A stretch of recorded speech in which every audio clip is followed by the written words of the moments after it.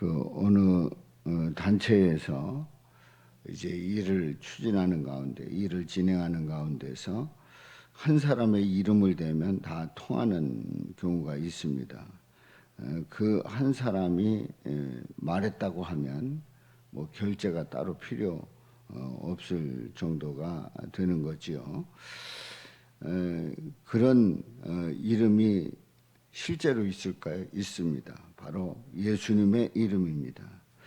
예수님의 이름을 부르면 구원받고, 또 예수님의 이름이면 하나님 앞에 기도가 올려지는 거지요. 그래서 예수님의 이름으로 기도합니다. 이렇게 수많은 기도를 올릴 때에 예수님의 이름으로 기도하지요. 요엘의 예언을 성취하는 그러한 성령님의 역사를 이제 오늘 이 본문에서 보게 되는데요. 선지자 요엘을 통해서 말씀을 하시는데, 요엘서 2장 28절부터 32절에 보면은 이제 오늘 이 본문 말씀에 그 했던 말씀이 이제 요엘 선지자가 이미 예언을 했던 겁니다. 17절에 보면 하나님이 말씀하시기를 말세에 내가 내 영을 모든 육체에 부어주리니 너희의 자녀들은 예언할 것이요 너희의 젊은이들은 환상을 보고 너희의 늙은이들은 꿈을 꾸리라. 그렇게 말씀하고 있습니다. 저는 이 17절에 있는 말씀 중에 자녀들, 젊은이들, 또 늙은이들 이렇게 나옵니다.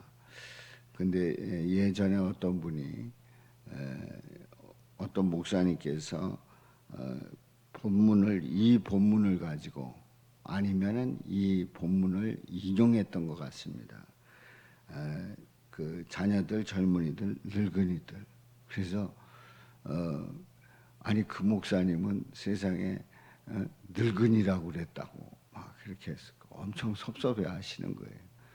어떻게 늙은이라고 그러냐고. 근데 성경이 그렇게 기록이 되어 있어요. 그러니까 이것은 있는 그대로 젊고 늙고 하는 그 늙은이들 이렇게 되어 있으니까 이것 때문에 상처받고 이것 때문에 이게 뭐 이러지 말고 우리는 그냥 그대로 봐야 합니다. 너희의 늙은이들은 꿈을 꾸리라 말씀을 합니다. 자, 영을 육체에 부어주실 때 그 영을 통해서 자녀들과 젊은이들이 또 어르신들이 이렇게 놀라운 체험을 하게 될 것이다 하는 얘기예요. 근데 예언과 환상과 꿈을 보게 되면 바로 이것은 뭔가를 그 이상을 내다보는 거예요. 그러니까 표면적으로 보는 게 아니라 그 이면을 볼 수 있다는 겁니다. 그러니까 예언도 그렇고 환상도 그렇고 꿈도 그렇고 우리가 그냥 보이는 그 현상만 보고 끝나는 것이 아니라 그 이면, 표면이 아니라 그 이면을 보게 된다는 그런 말씀이지요. 그렇습니다. 바로 영을 모든 육체에 부어 주실 때 그 놀라운 그 임재 속에서 우리 하나님의 그 뜻을, 그 이면의 뜻을 보게 됩니다. 18절에 보면 그때 내가 내 영을 내 남종과 여종들에게 부어주리니 그들이 예언할 것이요.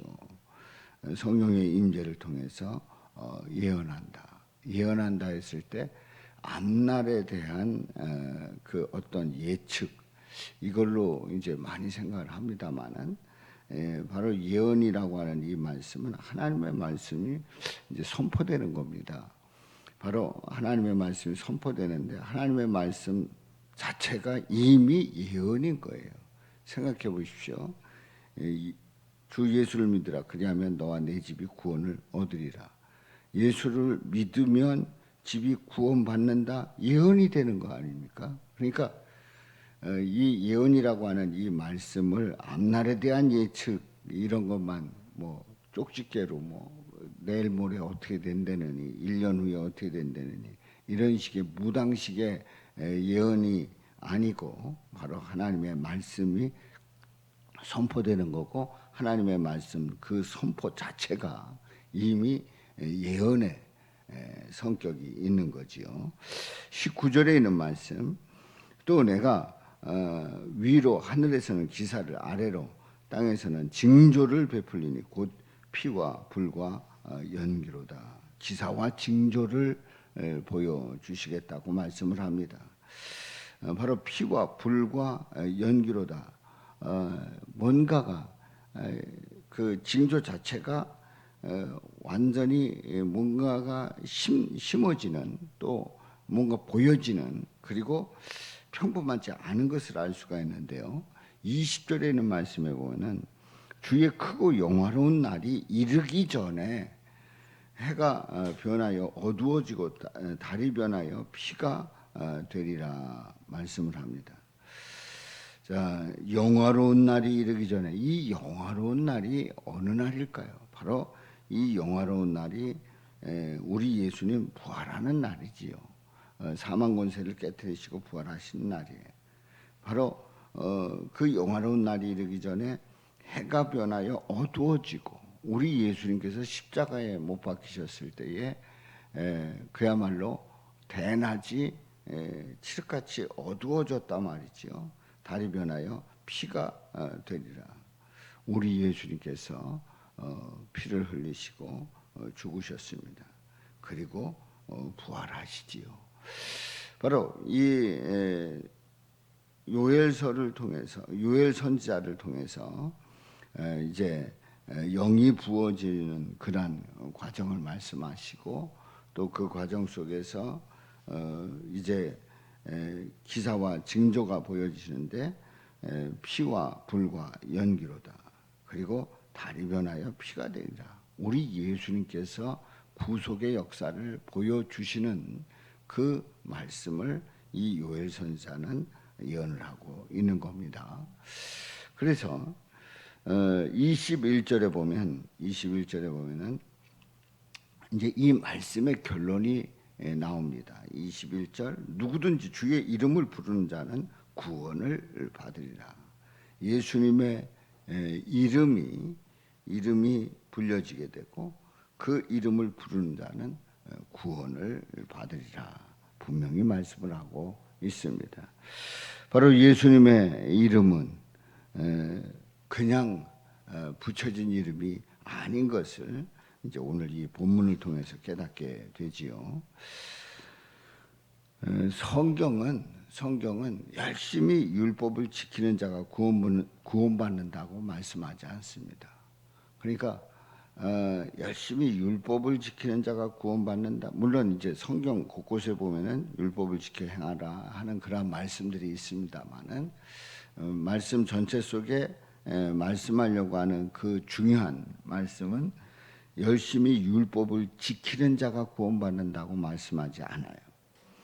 예수님의 이름을 부르는 자가 구원받는다고 말씀을 합니다. 그러니까 이걸 우리가 분명하게 정확하게 알아야 됩니다. 그분의 이름을 부르기만 하면 누구든지 구원받는다고 하는 것을 분명히 말씀을 하지요. 우리 예수님의 이름은 죄를 덮습니다. 예수님의 이름은 모든 약함을 이길 수가 있는 거예요. 바로 예수님이라고 하는 이름, 그 이름은 모든 죄인에게 가장 귀한 선물인 것을 깨닫게 되지요.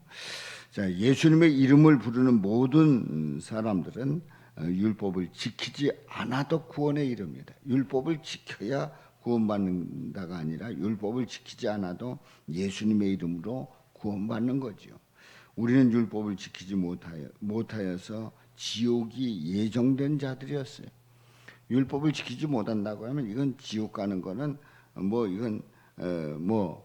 앞으로 가야 할 그 길이지요. 그러한 우리들에게 하나님이 바로 구세주를 예비하시고 오늘 이 본문 말씀과 같이 영을 부어주실 터인데, 그 전에 바로 우리 예수님께서 고난 받으시고 피 흘려 죽으시는 가운데 바로 예수님의 이름을 부르는 자는 구원받는다고 하는 놀라운 은혜를 허락해 주셨지요. 하나님은 모든 율법을 지키시고 완성하신 우리 예수님을 우리에게 보내주셨습니다. 그래서 이번 주 말씀에 보면은 한 사람의 영향력이 얼마나 크고 중요한가. 아담이 죄를 범해서 죽음이 들어왔지만 우리 예수님께서 오셔서 우리를 영원한 생명을 허락해 주시는, 의를 전가해 주시는 놀라운 은혜를 허락해 주셨습니다. 바로 우리 예수님, 그 예수님을 고백하는 자가 바로 니고데모를 통해서 거듭나야, 물과 성령으로 거듭나야 한다고 하는 것을 말씀을 하시고, 이제 오늘 이 말씀을 통해서 이제 주님의 이름을 부르는 자 구원받는다는 것을 분명히 말씀하고 있습니다.